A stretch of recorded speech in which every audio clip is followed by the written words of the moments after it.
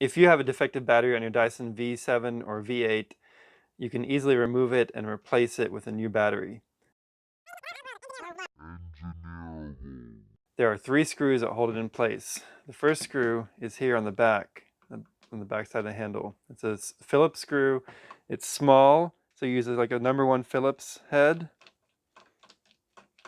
and remove that screw.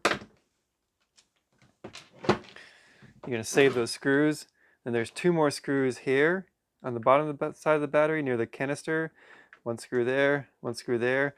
They're all the same size. So unscrew those.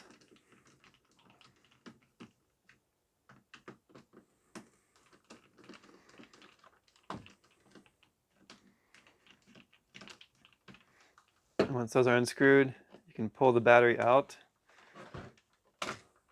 like that. And make sure you don't lose those screws. Hold on to them. Save all the 3 screws because you're going to need them again for the new battery. Now to reinstall the new battery, you slide the battery into the handle. And there are 2 screws on the bottom here. 1 there.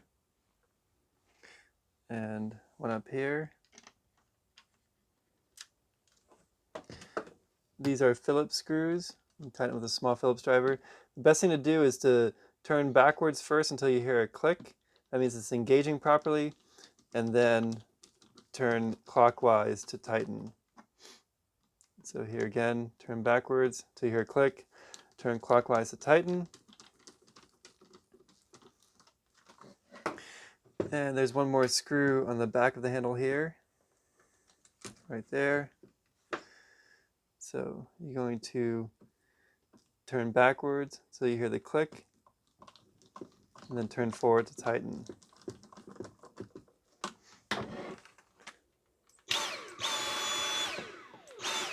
And that's it. The battery's attached now.